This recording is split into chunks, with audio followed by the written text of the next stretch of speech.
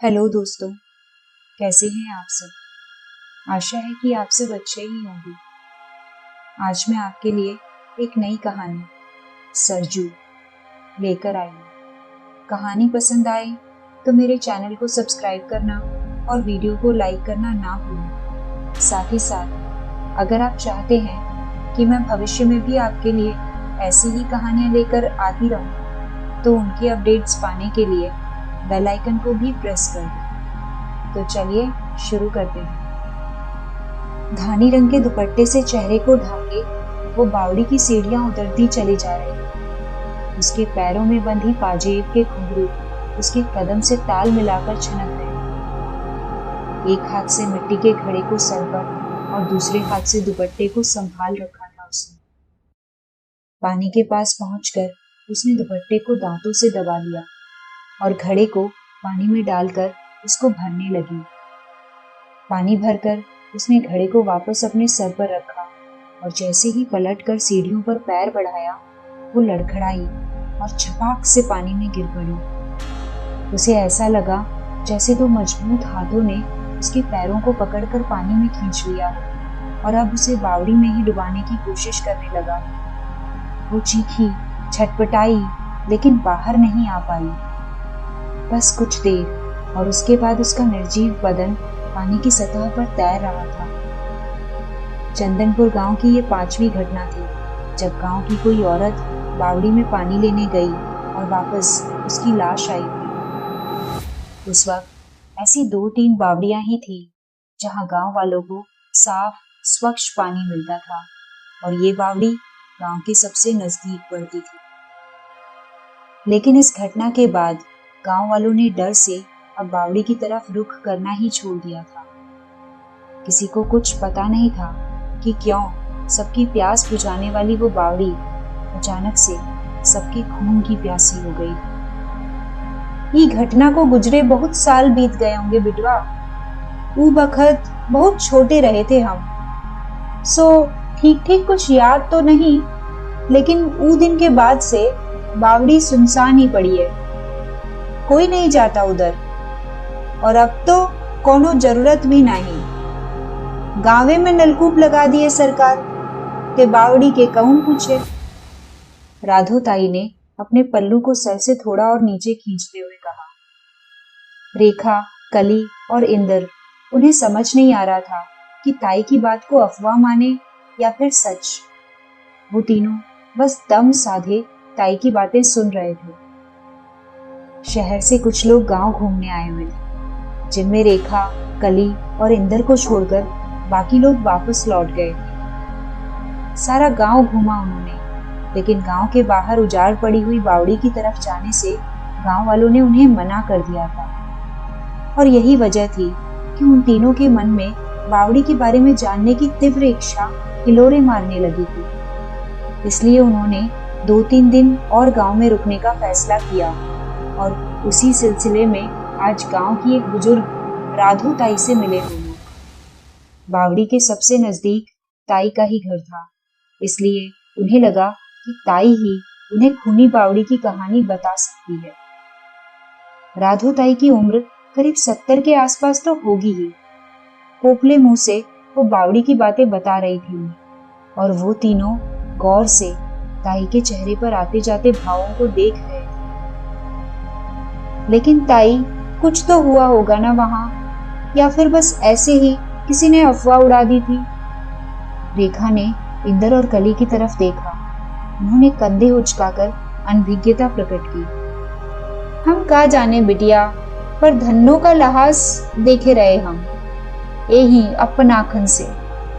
सादा मुंह हो गया था धन्नो का, जैसन की कोनो खून निचोड़ लिया हो कर देख से। ताई ने अपनी उंगलियों से अपनी आंखों को बड़ा करके दिखाते हुए कहा। तो ताई, उस बावड़ी के बारे में कुछ बताइए ना। रेखा ने मनुहार करते हुए ताई से कहा। पता नहीं का सच है और का झूठ, पर हमरी अम्मा कहती रही कि एक लड़का रहे रहा, बड़ा हो गया था वो, बुद्धि ना बड़ी थी, पर माँ और बहन के साथ रहता था। एक बार पता नहीं का हुआ कि एगो लड़की को अपन बहन समझ के हाथ पकड़ाऊ और खींच के घर ले जाने लगा। दीदी दीदी बोलत रहा, पर लड़की डरे चिल्लाने लगी। सब लोगों ने इतना मारा ऊको, लड़का रोते रोते उहे बावड़ी में गया और ओके बाद कौनो पता नहीं चला उसको। फिर एक दिन ओकर बहन का लहास मिला वहां बावड़ी में, और ओ दिन से ओकर माई का भी कुछ पता नहीं चला। ताई सूनी आंखों से आसमान की तरफ देख रही, जैसे कुछ याद कर रही हो। ताई, एक बार हम जा सकते हैं क्या वहां? इंदर ने लगभग चिरौरी करते हुए कहा था। ना बेटवा ना, ई भूल ना करना। का जाने का हई वहां, काहे जानबूझकर मक्खी निगलना। घूमे खातिर आए हो, घूमो फिरो, अपन अपन घरे जाओ, काहे जान जोखिम में डालना। हाँ, अब जाओ सब जने, हमें काम है, जीते रहो सब। ताई ने अपना फैसला सुना दिया था और ऐसे वहां से उठ गई जैसे अब इस विषय में और कोई बात नहीं करने की कसम खाकर उठी। उन लोगों ने भी थक हार कर वहां से हटने में ही भलाई समझी। अचानक से ताई वापस पलटी और उन्होंने इंदर की कलाई जोर से पकड़ ली। तीनों हैरान रह गए। पतली दुबली राधो ताई से इतनी ताकत की उम्मीद तो सपने में भी न थी। इंदर लाख कोशिशों के बाद भी अपनी कलाई नहीं छुड़ा पा रहा था। जा, भाग जा, दोबारा मत आइयो यहाँ, जा। ताई ने झटके से इंदर की कलाई छोड़ दी और उन्हें ऐसे देखने लगी जैसे कोई कसाई बकरे को देखता होगा। ताई की आंखों में अजीब से भाव थे। एक पल भी नहीं रुके वो वहां। फिर यार, ये ताई को क्या हुआ था? उफ, अब तक दर्द हो रही है मेरी कलाई। इंदर अपनी कलाई सहलाता हुआ बोला। पता नहीं, लेकिन अब मुझे यहाँ रुकना ठीक नहीं लग रहा। इंदर, रेखा, चल वापस चलते हैं। कली ने चेहरे पर आए पसीने को अपने स्कार्फ से पोंछते हुए कहा। तू ना एकदम फट्टू ही रहेगी यार, बस कर। देख कली, तुझे जाना है तो जा, लेकिन मैं बावड़ी देखे बिना यहाँ से हिलने वाली भी नहीं। और वैसे भी ताई ने इंदर को भागने बोला, मुझे थोड़ी बोला। जा, भाग जा, दोबारा मत आइयो। रेखा ने ताई की नकल की और उसके इस ऊटपटांग नकल पे कली और इंदर उसे मारने दौड़े। शाम घिरने लगी थी। वो तीनों इस वक्त बावड़ी जाने वाले रास्ते पर बढ़े चले जा रहे थे। डर और सस्पेंस से उनका बुरा हाल था। दिल इतनी जोर से धड़क रहा था जैसे पसलियों की सीमा तोड़कर बाहर आ जाएगा। बावड़ी की कहानियों के कारण सालों से इधर कोई आया नहीं था, इसलिए ये इलाका छोटा मोटा जंगल जैसा हो गया था। जंगली झाड़ों और घास फूस में जगह बनाते वो तीनों आगे बढ़ रहे थे। कभी कभी साए साए करती हवा ऐसा अनुभव कराती जैसे कोई कुछ फुसफुसा कर कह गया। कभी अचानक से हवा का एक झोंका आता और उन्हें सिहरा कर शांत हो जाता। वो अभी आगे बढ़ ही रहे थे कि पता नहीं कहां से चमगादड़ों का झुंड अचानक से उनके सामने से उड़कर गया। डर से कांप उठी कली। नहीं नहीं गाइस, मुझे नहीं जाना आगे, प्लीज चलो चलो ना। कली ने अपनी रुलाई को बड़ी मुश्किल से रोक रखा था। कली लुक, हम बस पहुंचने वाले हैं। देख, वहां टूटी फूटी दीवार नजर आ रही है ना? रेखा ने करीब 3 फीट की टूटी हुई दीवार की तरफ इशारा किया था। वो लोग बावड़ी को घेरे खड़ी एक दीवार के सामने खड़े थे। दीवार खस्ता हाल बस किसी तरह खड़ी थी। जंगली झाड़ फूस ने बावड़ी को अपनी गिरफ्त में लिया था। वो तीनों एक टूटी हुई दीवार को फांद कर उस तरफ पहुंच गए। गुप्त अंधेरा और उस पर शमशान सा सन्नाटा। न चाहते हुए भी उनके रोंगटे खड़े हो गए थे। कली ने अपने माथे पर आए पसीने को हथेली से पोंछा। इंदर ने धीरे धीरे अपने कदम बावड़ी की तरफ बढ़ाए।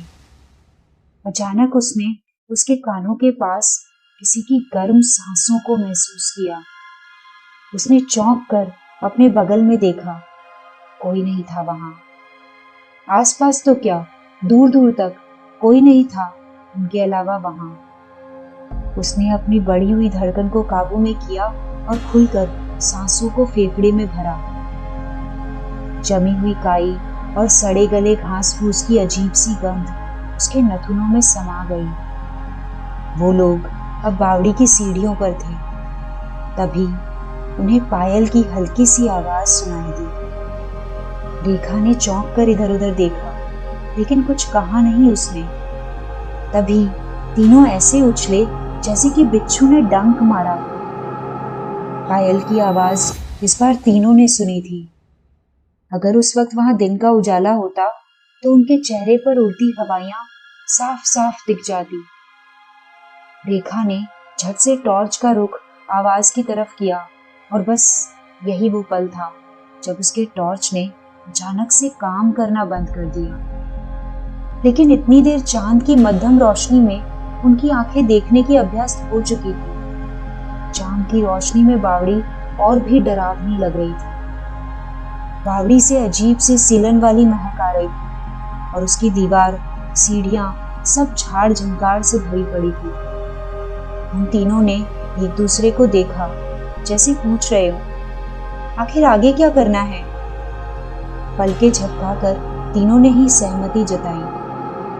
कली उनके साथ बावड़ी की सीढ़ियां नहीं उतरना चाहती थी, लेकिन मजबूर थी, क्योंकि पीछे अकेले रहना उसे ज्यादा खतरनाक लगा था। धड़कते दिल और कांपते पैरों के साथ वो तीनों उस खूनी बावड़ी में उतरते चले गए। अब वो काफी नीचे आ गए थे। पानी काफी कम था वहां, और जो था वो गहरी काई में छुपा हुआ था। कुछ पलों तक वो पानी को घूरते रहे थे और अचानक रेखा ने चुटकी बजाते हुए कहा, देख लो, मैं ना कहती थी, ये कुछ नहीं, बस अफवाह है। कहाँ कुछ है, बेकार में हवा बना रखा है। ओए कली, देख, कुछ नहीं है। इंदर और कली के डरे हुए चेहरों पर मुस्कान आ गई थी। वो वापस ऊपर जाने के लिए सीढ़ियां चढ़ने लगे। इंदर ने पलट कर देखा, रेखा अब भी वहीं बावड़ी की सीढ़ी पर खड़ी है। चल रेखा, क्या हुआ? रेखा, रेखा। कली और इंदर उसे आवाज देने लगे, लेकिन रेखा ऐसे वहां खड़ी रही जैसे उनकी आवाज कानों में गिरी ही ना हो। इंदर, कली ने डरते हुए इंदर को देखा। तू यही रुक, मैं देखता हूं। इंदर सीढ़ी उतरने लगा। उसने रेखा के कंधे को छूने के लिए अपना दायां हाथ बढ़ाया और अचानक रेखा ने घूमकर उसका बढ़ा हुआ हाथ जोर से पकड़ लिया। इंदर दर्द से दुबरा हो रहा था और रेखा जोर जोर से हंसे जा रही थी। कली ने यह सब देखा तो डर से चीखने लगी वो। रेखा, रेखा छोड़ मुझे, रेखा। रेखा इंदर का हाथ पकड़कर उसे बावड़ी में खींचने लगी थी। अचानक इंदर की चीखें बंद हो गई थी। वो भागकर बावड़ी के पास पहुंची। इंदर का बेहोश जिस्म बावड़ी के पानी में तैर रहा था। रेखा कहीं नहीं दिखी उसे। उसने लपक कर इंदर को पकड़ लिया और पूरा जोर लगाकर उसे किनारे खींचने लगी। काफी मशक्कत के बाद वह इंदर को बावड़ी से निकालने में सफल हुई थी। गहरी गहरी सांसें ले रही थी और इंदर को होश में लाने की कोशिश में लगी थी। रेखा, रेखा, रेखा को ले गया वो। मैं। इंदर होश में आते ही चीखने लगा था। इंदर, इंदर, इंदर चलो यहां से प्लीज। कली इंदर के गले लगकर रोने लगी। लेकिन रेखा, वो अंदर है, बावड़ी में। मुझे जाना होगा कली, मुझे जाना होगा। रेखा वही है। इंदर चीखता हुआ बावड़ी में वापस कूद गया और कली उसे रोकती रह गई। कली को कुछ समझ नहीं आ रहा था कि वो क्या करे। उसे अचानक राधो ताई की याद हो आई। उसने अपनी बची खुची हिम्मत को समेटा और गांव की तरफ दौड़ लगा दी।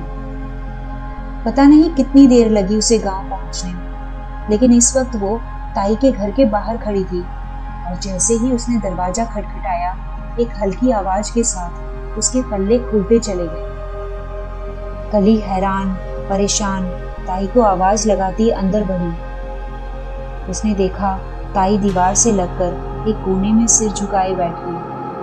उसने जैसे ही ताई को हाथ लगाकर उठाने की कोशिश की, ताई का बेजान बदन एक तरफ लुढ़क गया। ताई नहीं! कली ने डर से अपने कदम पीछे किए और उल्टे पैर ताई के घर से निकल गई। भागती जा रही थी वो कि तभी किसी से टकराकर गिर पड़ी।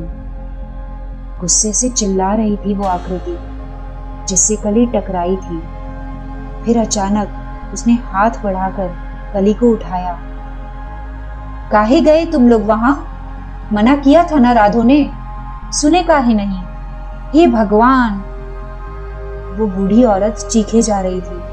गुस्से में थी वो बहुत। वो औरत अब आगे आगे चल रही थी और कली उसके पीछे पीछे। बावड़ी के दूसरी तरफ एक टूटी फूटी झोपड़ी के पास वो औरत जाकर रुक गई। उसने कली को इशारे से अपने पास बुलाया। बूढ़ी औरत जिसका आधा से ज्यादा चेहरा उसके घूंघट में छुपा हुआ था। बदला का आग में पगला गई थी वो। जरा सा बात के खातिर गांव वालों ने ओके बेटे सरजू को कितना मारा था। बेचारा रोते रोते यही बावड़ी में कूद गया था। ओकर माई का दिमाग खराब हो गया था ऊपर। जानत रही कि गलत है, पर ओके बाद भी जादू किया, काला जादू।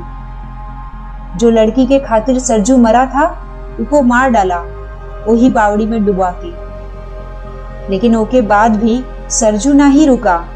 जो लड़की बावड़ी जाती वो ओके मार देता। कलेजा किलसने लगा था माई का। और एक दिन अपना ही बहन को मार डाला नास पीटे ने। बहुते कोशिश की ओकर माई सब ठीक करे खातिर, लेकिन कुछ ना हुआ। कलेजा फट रहा था ओका, लेकिन का कर सकते थे। और एक दिन ऊ भी समाधि ले ली उहे बावड़ी में। ऊ तो अच्छा हुआ कि बावड़ी में आना बंद कर दिए सब। और आज तुम लोग आ गए, जगा दिया ऊ को। लेकिन आप कैसे जानती हैं ये सब? कली अचरज से बूढ़ी औरत को देख रही थी जिसका आधा से ज्यादा चेहरा घूंघट के पीछे छिपा हुआ था। काहे कि वो हमार बेटा था, सरजू हमार बेटा था। और हम ही हैं होकर अभागन माँ। वो रो रही थी। उसकी आवाज में जमाने भर का दर्द था। कली बेहोश होते होते बची। इसका मतलब आप आगे के शब्द उसके गले में ही दम तोड़ गए। देखो, इतना बखत नहीं है तुम्हारे पास। अपना दोस्त को बचाना है ना, तो जाओ। सरजू का लाहास उहे बावड़ी में किधरों है। जाओ खोजो ओका, अंतिम क्रिया कर देना ओका। जाओ जल्दी, नहीं तो केहू नहीं बचेगा। जाओ। इस बार बूढ़ी औरत ने लगभग चीखते हुए बड़ी सख्ती से कहा था। कली हड़बड़ा कर भागी वहां से और दौड़ते हुए एक बार उसने पलट कर देखा, लेकिन अब वहां कोई नहीं था। वो बावड़ी पहुंची और अपने इष्ट की याद करके उसने पानी में छलांग लगा दी। काफी देर इधर उधर हाथ पांव मारने के बाद उसे पानी के तल में कुछ नजर आया। वो तेजी से तैर कर वहां पहुंची। 2 नरकंकाल पड़े थे वहां और दोनों के पैरों और गले में भारी पत्थर बंधे थे। उसने जल्दी जल्दी उन कंकालों को पत्थर से आजाद किया और उन्हें लेकर सतह पर आ गई। एक कंकाल के पैरों में पायल और हाथों में कंगन था। शायद वो सरजू की माँ का कंकाल था और दूसरा सरजू का। उसने फटाफट आसपास से सूखी लकड़ियों का इंतजाम किया और उनका ढेर बनाकर कंकालों को उसके ऊपर रख दिया। थोड़ी और घास फूस लाकर उसने उसके ऊपर भी डाल दिए। अब आग का इंतजाम करना था उसे। कहाँ से लाएगी वो आग? अभी सोच ही रही थी कि उसे अचानक कुछ याद आया। वो झोपड़ी, बावड़ी के पीछे वाली झोपड़ी, शायद वहां कुछ मिल जाए। वो वापस झोपड़ी के पास पहुंची और उसने झोपड़ी की तलाशी लेनी शुरू कर दी। कुछ भी तो नहीं मिला उसे। हताश, निराश, वो फिर से बावड़ी के किनारे खड़ी थी, जहां वो दो आत्माएं अपनी मुक्ति की राह देख रही थी। अब अपनी गाड़ी के पास जाने के अलावा उसके पास कोई चारा नहीं था, लेकिन पता नहीं उतना टाइम रेखा और इंदर के पास था भी या नहीं। भोर का उजाला आसमान में अपनी लाली फैलाने की तैयारी कर रहा था, और जैसे ही सूरज की पहली किरण धरती से टकराई, अचानक ही उन कंकालों ने आग पकड़ ली। कली के कदम जहां के तहां जाम हो गए थे। ये कैसा चमत्कार हुआ था? शायद वो दोनों भी अपनी मुक्ति के लिए तरस रहे थे, इसलिए खुद ही अपने अवशेष को लिए सूरज की आग में जा मिले। कली ने बावड़ी की तरफ देखा। रेखा और इंदर, खूनी बावड़ी ने उसके दोस्तों की जान ले ली थी। कली की आंखों से आंसू बहने लगे थे। वो बावड़ी की सीढ़ी में बैठकर रोने लगी। तभी उसे ऐसा लगा जैसे उसके पैरों से कुछ स्पर्श हुआ हो। उसने चौंक कर देखा, ये इंदर की उंगलियां थी। उसने जल्दी से उसकी कलाई पकड़ी और उसे खींचने लगी। इंदर के कमर में एक पेड़ के जड़ से बंधी रेखा भी ऊपर आ गई। कली खुशी से झूम उठी, लेकिन उसकी ये खुशी ज्यादा देर नहीं टिकी। उसने बारी बारी से दोनों को ऊपर खींचा और उनकी नब्ज देखी। नब्ज शांत पड़ी थी। कली के चेहरे पर मायूसी और दुख था। गांव वालों की मदद से कली ने इंदर और रेखा का अंतिम संस्कार उसी गांव में कर दिया था। कली कार ड्राइव कर रही थी, और तभी कली को लगा कि उसके कानों में कोई हल्के से फुसफुसाकर कह गया, दीदी। कली ने जोर से ब्रेक पर पैर रखे और पीछे पलटी। उसने इधर उधर देखा और सर झटककर गाड़ी फिर से स्टार्ट कर दी। उसने गाड़ी आगे बढ़ा दी थी। आखिर खूनी बावड़ी का आतंक अब खत्म हो चुका था। दोस्तों, आपको यह कहानी कैसी लगी कमेंट सेक्शन में जरूर बताइएगा। साथ ही साथ अगर कहानी पसंद आई हो तो इसे जितना हो सके उतना शेयर कीजिएगा, ताकि आपके साथ साथ और लोग भी इस कहानी का मजा ले सकें।